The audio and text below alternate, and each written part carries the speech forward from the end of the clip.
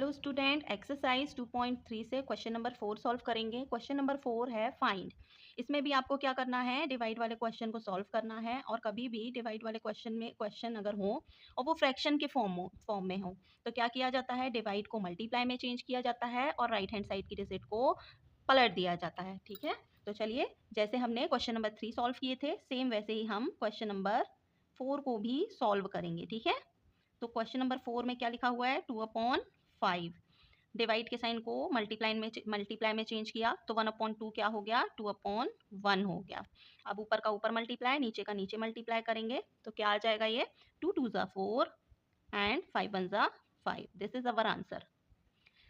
Question number 2 देखिए, 4/9। तो 4/9 लिखेंगे। डिवाइड को मल्टीप्लाई में चेंज किया तो 2/3 क्या हो गया, पलट कर 3/2 हो गया। 4 का मल्टीप्लाई 3 में कर देंगे। अब ऊपर का ऊपर मल्टीप्लाई, नीचे का नीचे, तो 4 3 ज़ा 12 और 9 2 ज़ा 18। ठीक है, अब हम इन्हें क्या करेंगे, कैंसिल आउट कर देंगे क्योंकि ये 12/13 है। तो ऐसी कौन सी टेबल है जिसमें 18 है, ऐसी कौन सी टेबल है जिसमें 12 और 18 दोनों आता हो। ठीक है, तो बड़ी से बड़ी टेबल देखेंगे। वैसे तो 3 में भी आता है 12 और 18, है ना, लेकिन 6 की टेबल में भी आता है 12 एंड 18। और कोई सी टेबल है 6 के बाद जिसमें 12 और 18 दोनों आता हो, तो नहीं है, है ना। तो 6 से डिवाइड करेंगे तो 6 की टेबल पढ़ेंगे कितने टाइम, 6 2 ज़ा 12 और 6 3 ज़ा 18। तो कितना आ जाएगा आंसर हमारा, 2/3। This is our answer. अगर आपको ऐसे सॉल्व ना करना हो तो आप डायरेक्ट यहाँ पर भी कैंसिल आउट कर सकते थे। ठीक है, 4 और 2 को कैंसिल कर सकते थे, 2 1 ज़ा 2 2 2 ज़ा 4, और इन दोनों को भी कैंसिल आउट कर सकते थे 3 की टेबल से, क्योंकि 3 की टेबल में 3 और 9 दोनों आता है। तो 3 1 ज़ा 3 हो जाता और 3 3 ज़ा 9 हो जाता। तो यहीं पर आप सिंप्लीफाई कर सकते थे। ठीक है, और अगर ना करना हो तो पहले आप ऊपर का ऊपर मल्टीप्लाई, नीचे का नीचे, और बाद में भी कैंसिल करके आप ये आंसर ला सकते हैं। ठीक है, चलिए नेक्स्ट क्वेश्चन है 3/7। 3/7 लिखा हमने, मल्टीप्लाई का साइन लगाया, डिवाइड को मल्टीप्लाई में चेंज किया तो 8/7 क्या हो गया, 7/8 बन गया।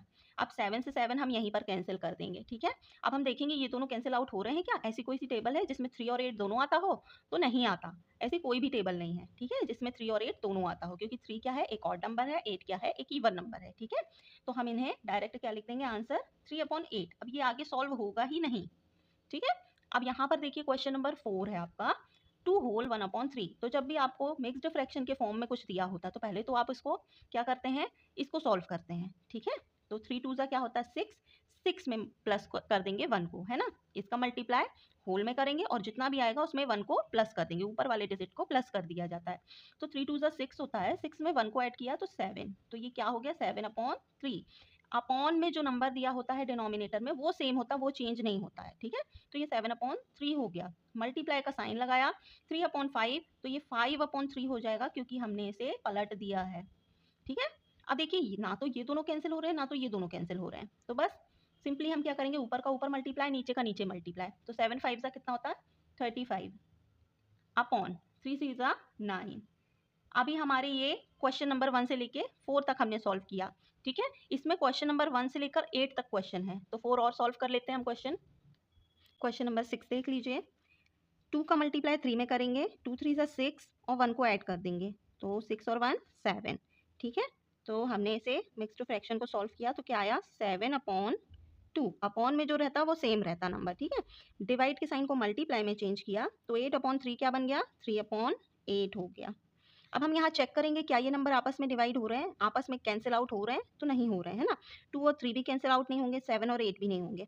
तो हम सिंपली क्या कर देंगे, ऊपर वाले नंबर का ऊपर मल्टीप्लाई, नीचे का नीचे। 7 3 ज़ा 21 और 8 2 ज़ा क्या होता है 16।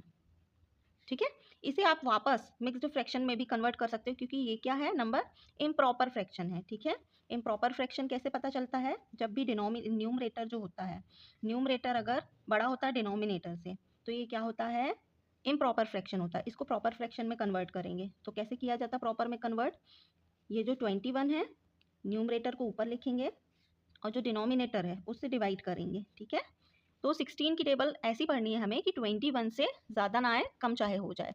तो 16 की टेबल 1 टाइम बस पढ़ सकते हैं हम, क्योंकि 16 2 ज़ा क्या होता है 32, तो ज़्यादा हो जाएगा। तो 16 1 ज़ा 16 आप 21 में से 16 को माइनस करेंगे तो क्या करेंगे, 1 बोरो लेंगे, ये 11 हुआ, 11 में से 6 जाएंगे तो 5 आएगा। यहाँ पर 1 बचा, 1 में से 1 गया, कुछ भी नहीं बचा। तो इसको हम कैसे लिख सकते हैं फिर से, ये जो आंसर आता है हमारा कोशिएंट, उसको सामने लिख देते हैं, होल बन जाता है। ये जो आपका रिमाइंडर बचता है वो ऊपर जाता है, और जो आपका जिसे आप डिवाइड करते हो वो नीचे आ जाता है। ठीक है, तो इसको हम क्या लिख सकते हैं, ये वापस इम्प्रॉपर फ्रैक्शन को हमने मिक्स्ड फ्रैक्शन में कन्वर्ट कर लिया, जो कि क्या है 1 होल 5/16। अब मुझे नहीं पता कि आपकी बुक में ये वाला आंसर है या ये वाला, लेकिन आप यहाँ तक भी सॉल्व करोगे तो भी राइट होगा, अदरवाइज आप यहाँ तक सॉल्व कर लीजिएगा। ठीक है, चलिए नेक्स्ट क्वेश्चन। 2/5 मल्टीप्लाई का साइन, पहले तो आप मल्टीप्लाई का साइन नहीं लगाएंगे, डिवाइड को डिवाइड ही रखेंगे, क्योंकि यहाँ पर आपको मिक्स्ड फ्रैक्शन है, इसे सॉल्व करना है। तो 2 1 2 और 2 में 1 को ऐड किया तो 3, 3/2। अब हम क्या करेंगे, आगे सॉल्व करेंगे। 2/5 डिवाइड को मल्टीप्लाई में चेंज किया, इसे हमने पलटा तो 2/3 हो गया। इसके बाद हमने चेक किया कि कुछ कैंसिल आउट तो नहीं हो रहा आपस में, तो नहीं हो रहा, तो ऊपर का ऊपर मल्टीप्लाई, नीचे का नीचे मल्टीप्लाई। तो 2 2 ज़ा 4 और 5 3 ज़ा 15।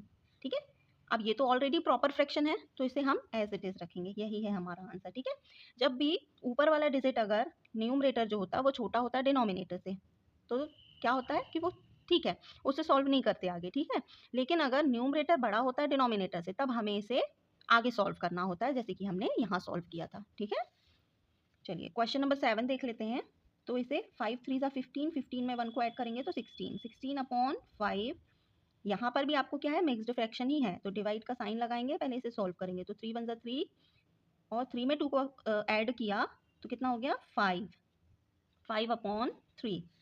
आप क्या करेंगे, 16/5 को एज इट इज रखेंगे, इसको मल्टीप्लाई में चेंज करेंगे, तो ये क्या होगा, राइट हैंड साइड की जो डिजिट है वो पलट जाएगी। 5/3 क्या हो जाएगा 3/5।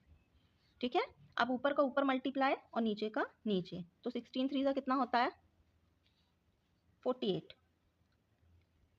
और 5 5 ज़ा 25। अब देखिए यहाँ पर तो 48 बड़ा है 25 से, तो इसे हम आप क्या कर सकते हैं, मिक्स्ड फ्रैक्शन में हमें कन्वर्ट करना पड़ेगा, है ना।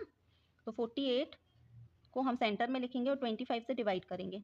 25 1 ज़ा 25, माइनस करेंगे 8 में से 5 जाएगा तो कितना आएगा 3, और यहाँ से 1 बोरो तो नहीं दिया था, 8 में से 5 गया 3 और 4 में से 2 गया 2।